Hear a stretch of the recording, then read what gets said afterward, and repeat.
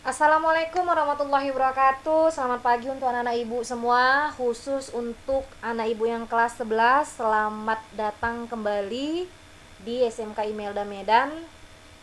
Hari ini kita mulai belajar kembali. Materinya itu adalah tentang hak asasi manusia. Adapun yang ibu jelaskan adalah tentang pengertian asasi manusia. Pengertian hak asasi manusia itu adalah hak dasar yang telah melekat pada diri manusia. Tanpa hak itu, manusia tidak dapat hidup layaknya sebagai manusia. Kemudian, ada juga hak memiliki ciri-ciri khusus. Di antaranya ada hakiki, universal, tidak dapat dicabut dan tidak dapat dibagi. Ibu jabarkan satu-satu. Yang pertama itu HAM hakiki. Artinya adalah hak asasi manusia. Setiap umat manusia sudah ada HAM itu sejak lahir. Jadi HAM itu memang sudah ada sejak manusia itu dilahirkan.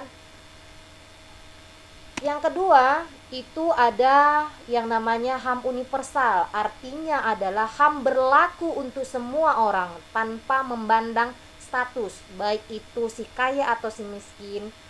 Kemudian tidak memandang suku bangsa, tidak memandang juga gender. Yang ketiga ada HAM tidak dapat dicabut. Artinya adalah tidak dapat dicabut, tidak dapat diserahkan kepada orang lain, karena setiap manusia mempunyai masing-masing hak asasi manusianya.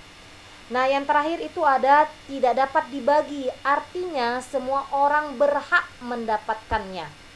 Seperti hak sipil, hak ekonomi, dan hak sosial dan budaya. Nah, perhatikan ada juga beberapa macam HAM dan contoh-contohnya. Ibu buat di sini ada 6 hak asasi. Yang pertama ada hak asasi pribadi. Contohnya itu adalah setiap manusia memiliki hak memilih agama. Kemudian hak bebas menyatakan pendapat, itu termasuk ke dalam hak asasi pribadi. Yang kedua, contoh HAM itu ataupun macam-macam HAM itu ada hak asasi ekonomi. Contohnya adalah setiap manusia bebas memiliki sesuatu, bebas membeli, bebas menjual, dan bebas memanfaatkan suatu barang. Yang ketiga, macam-macam HAM itu ada hak asasi politik. Setiap manusia mendapatkan haknya untuk ikut serta dalam memilih dan dipilih. Contoh, memilih presiden dan memilih wakil presiden. Bahkan dia berhak dipilih. Contoh kecilnya di lingkungan sekolah, dia berhak dipilih menjadi ketua kelas contohnya. Nah, yang keempat itu ada hak asasi hukum.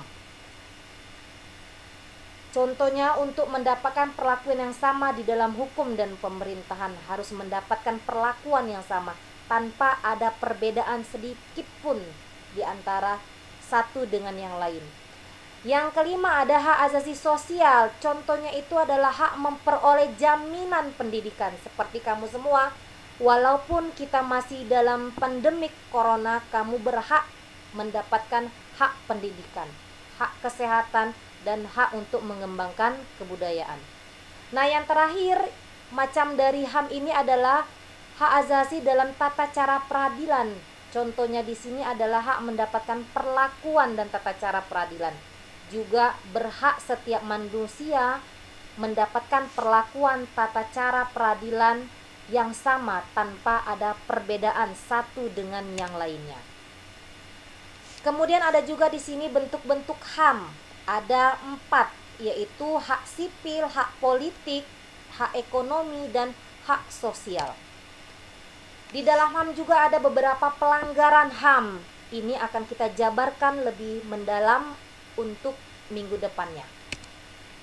Saya kasih gambaran saja, ada juga berapa peristiwa-peristiwa pelanggaran HAM asasi manusia di Indonesia. Ada 7 kasus pelanggaran HAM di Indonesia.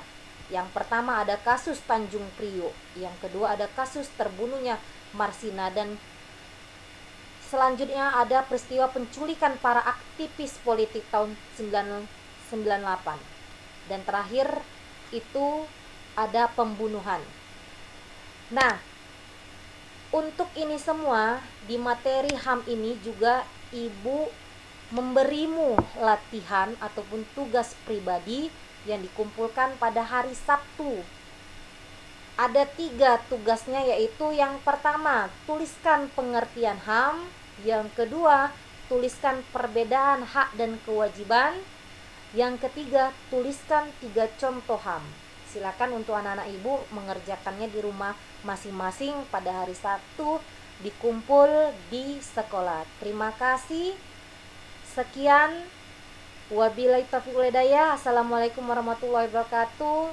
Selamat pagi. Salam bahagia dan salam sehat semuanya.